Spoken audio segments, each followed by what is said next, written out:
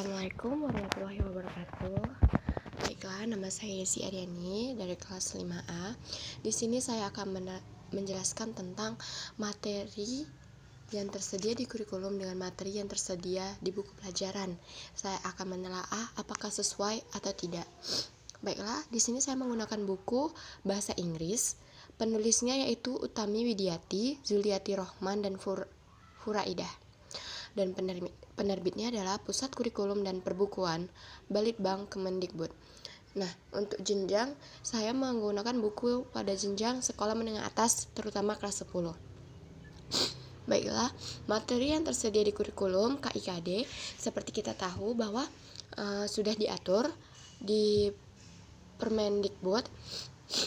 Apakah sesuai atau tidak? Mari kita lihat. Oke, yang pertama, menerapkan fungsi sosial. Di sini di poin pertama 3.1 ialah melibatkan tindakan memberi dan meminta informasi terkait jati diri. Nah, materi yang tersedia di buku pelajaran Talking About Self. Nah, jadi ini adalah sesuai karena materi ini mengajarkan siswa untuk memperkenalkan diri mereka dengan bahasa Inggris sesuai dengan silabus yang ada. Nah, dan yang 4.1 begitu juga, tindakan memberi dan meminta informasi terkait jati diri. Baiklah, kita lihat yang kedua.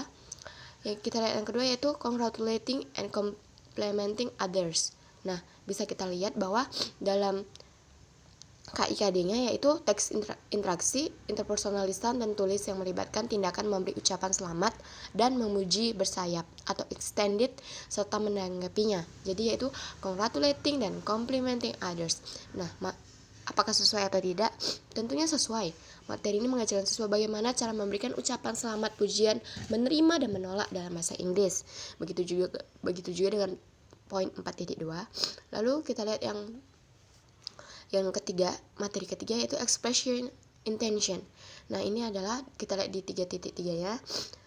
Tindakan memberi dan meminta informasi terkait niat melakukan suatu tindakan. Nah, jadi ini adalah sesuai karena di dalam materi ini mengajarkan siswa untuk memberikan dan merespon ucapan perhatian. Begitu. Lalu kita lihat poin selanjutnya yaitu which one is your best gateway. Nah, jadi di sini saya telah menemukan bahwa dalam satu buku itu bisa mencakup 2 KIKD. Maksudnya KIKD-nya kita lihat bahwa teks deskriptif lisan dan tulis dengan memberi dan meminta informasi terkait tempat wisata dan bangunan bersejarah terkenal, pendek dan sederhana sesuai dengan konteks penggunaannya. Jadi kita lihat 4.4 ini teks deskriptif kan. Jadi di dalam buku itu ada 2 materi yang menggunakan KIKD ini, yaitu which one is your best gateway dan let's visit Niagara Falls, di mana materi ini mengajarkan siswa tentang menanyakan dan menyatakan niat untuk melakukan sesuatu sebelum mengatakan. Dan materi ini mengajarkan siswa untuk menceritakan kejadian yang telah terjadi di masa lampau. Baiklah, ini salah. Ini harusnya di atas.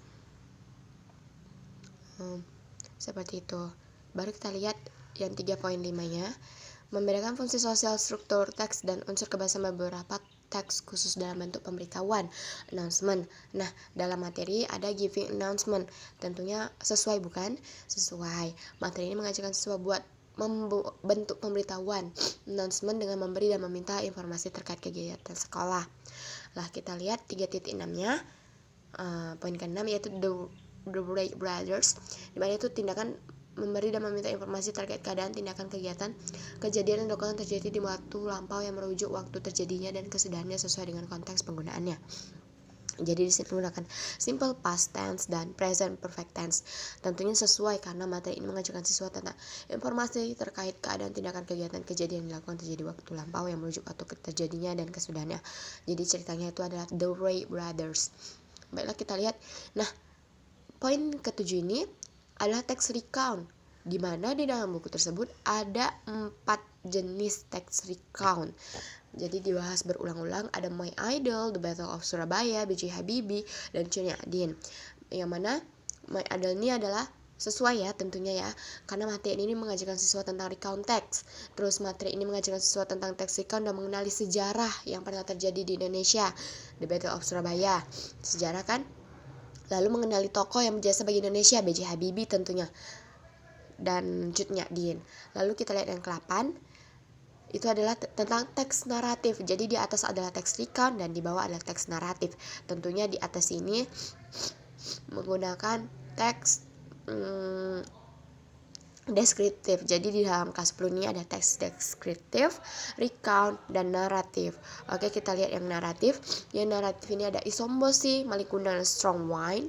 Jadi di sini adalah teks naratif memberi dan meminta informasi terkait legenda rakyat sederhana sesuai dengan konteks penggunaannya. Tentunya sesuai karena materi ini mengajarkan siswa tentang teks naratif dan terutama terkait dengan legenda rakyat, tentunya Malikunda, ya kan. Strong Wine itu adalah